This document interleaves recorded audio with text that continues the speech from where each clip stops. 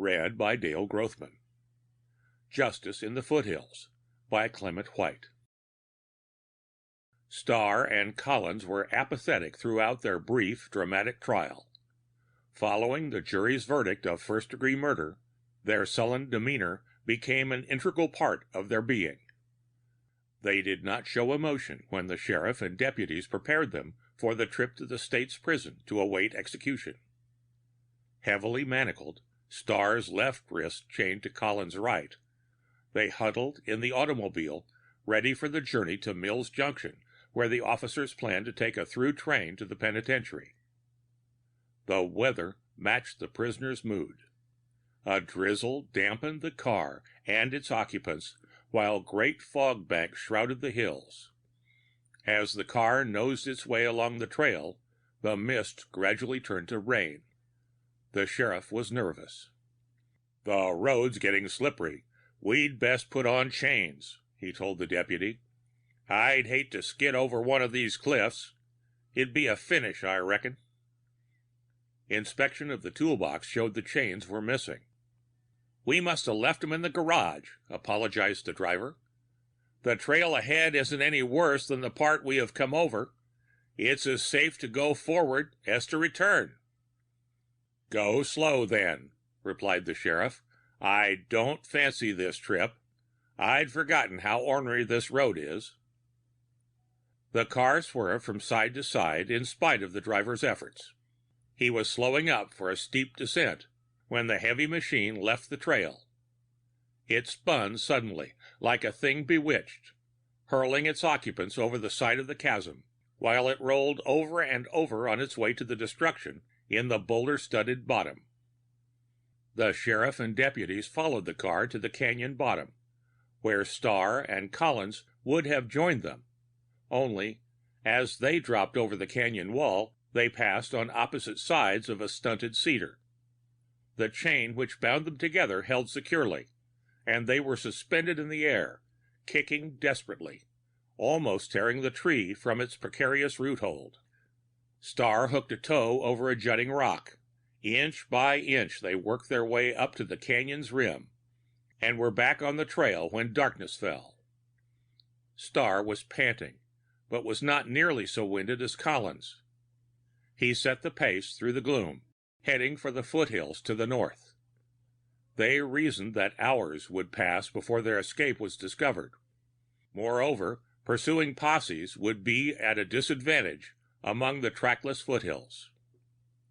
The following night they crowded a small stream at a gravel bar and spied a dead fish lying on the bank.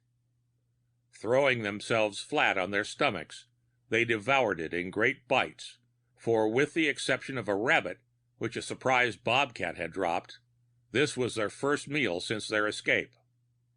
Because of the chain that linked them together, they formed a close partnership.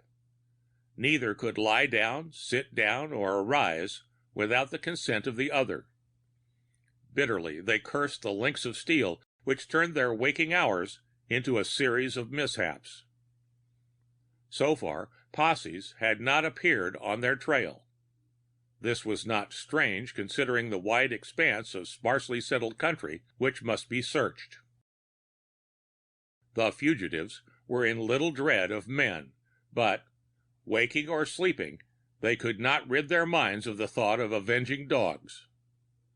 The anticipation of bloodhounds caused a cold sweat to dampen Starr's clothes, while Collins gritted his teeth and lunged forward with desperate steps. Both men knew of the dogs, half bloodhound, half mastiff, that were owned by a rancher near Mills Junction. It was the boast of the county that these terrible dogs seldom lost a trail, and, when loosed unmuzzled, had been known to rend fugitives limb from limb. Starr and Collins had one hope. Some years ago, Starr had spent several weeks with a renegade hermit who had a shack in the woods beyond the foothills.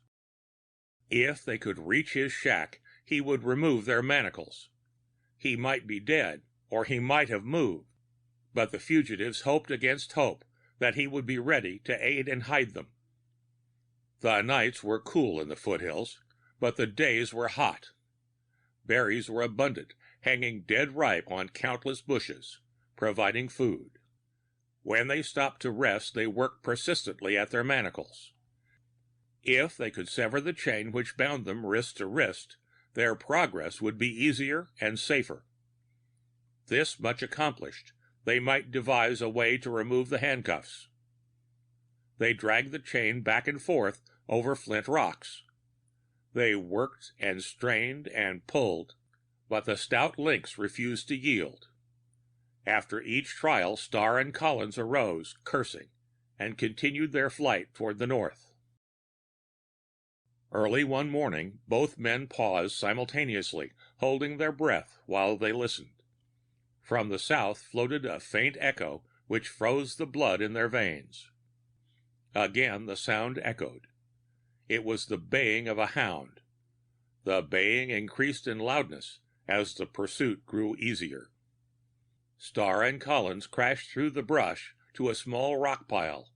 Gasping and moaning, they dragged their weary bodies to the top of the rocks and saw the hounds lope through the brush into an open space. The great dogs were unmuzzled. As the fugitives cringed before the attack, the triumphant baying of the hounds gave place to a plaintive whimper. The great dogs paused in their tracks, the hair bristling on their backs, while their tails sank between their legs. Their brute instinct had warned them of a peril which tearing fangs would not guard against. A wolf had emerged from the brush to the north of Starr and Collins, and its bared fangs and fetid slaver streaming from its jaw, the eye staring balefully, and the dull, upstanding hair showed that the wolf was mad. The dogs fled from its approach, but the men were in the path of the frenzied animal. They tried to leap away from the dripping jaws which slashed them, but were bitten in several places before a kick disabled the animal. Hope fled from the hearts of the fugitives as they examined their wounds. They were haunted with the specter of approaching madness. They cursed and fought and strained on the chain until their wrists were torn and bleeding. They rolled on the ground and wept, then arose and continued their efforts with the chain. The presence of each became decidedly objectionable to the other. Who would be the first victim of rabies? This question drove them to frenzied pulling and straining. The thought upmost in the mind of each was a consuming desire to become separated from his companion. They fought the chain at intervals through the night, then continued their desperate journey. The morning sun stole over the brooding hills. Wild animals feasted, gambled, and basked in the golden sunshine. A fisher emerged from a pool with a fish in its mouth, saw the fugitives, then fled. Grouse went about their affairs undisturbed, and a great eagle sailed in a wide circle through the azure air. Peace rested over wild things, but in the hearts of the two men raged an inferno. They knew they were to die, and in a measure they comprehended the manner of their death. As they paused to eat berries, they eyed each other sharply, kneeling by the bush, scratching their faces with brambles as they devoured the watery food. The berries sustained life, but did not strengthen them. Their bodies gradually weakened, but this weakness did not lessen the feverish vigor of their minds. Each knew what the other was thinking. The one who showed the first symptoms of rabies would be killed, if possible, by his companion. One afternoon they trudged through a thicket and approached a bubbling brook. Hours had elapsed since their last drink, and Starr sank to the ground, eagerly gulping the water. His thirst quenched, he glanced at Collins, then his body stiffened. Collins was not drinking. His eyes had become dull and fixed. A shiver shook his form as they regained their feet. The shaking spells recurred, His spasms became more intense. Suddenly, he gave an unearthly shriek and bared his teeth at Star, who leapt aside in fright. Swinging Collins around and around, his fright added strength to his muscles. Panting and exhausted, they crouched on the ground, glaring and whimpering. Another spasm shook Collins as they crossed a ridge. He tried to bite and tear Star's arm. Remembering a fighting trick he had learned in the lumber camps, Star lunged with his left knee extended, striking Collins in the stomach. They fell to the ground, Collins made temporarily helpless from the blow. Star again drove his knees into the madman's abdomen. Collins raised his head, and Star dashed his own head against it, the impact driving Collins' head against a sharp stone and rendering him unconscious. A new difficulty arose, for Star could not free himself from the helpless body. Its weight hindered his progress as he moved from bush to bush, greedily devouring berries. When he lay down to rest, the madman was beside him. He dare not fall asleep while expecting his companion's return to consciousness. The next day, the increasing horror of his predicament caused him to grow hysterical. He called for help, and listened in terror to the lonesome echoes. Toward evening, he saw that Collins was dying. The approaching darkness caused him to stumble and fight through a bush, dragging the burden alongside him. He came to a rusted spur of track, abandoned since the lumber mills at Rafter had closed.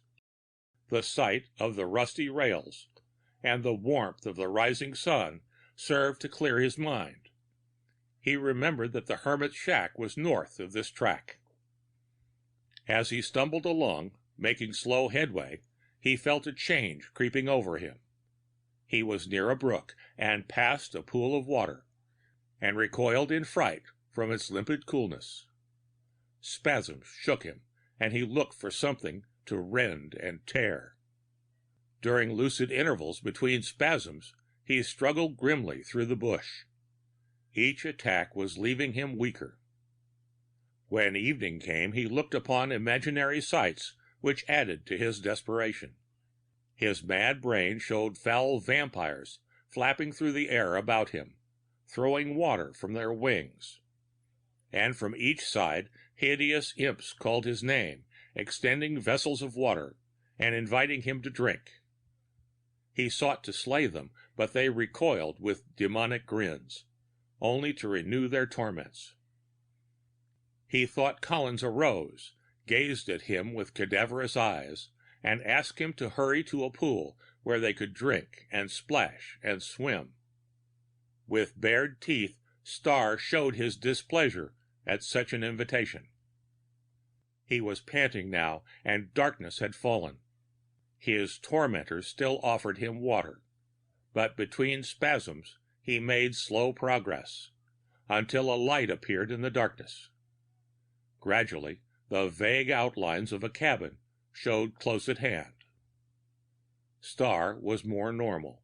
He cried with joy at the thought of his relief when the hermit had severed the chains which bound him. Once free, he would smite his tormentors.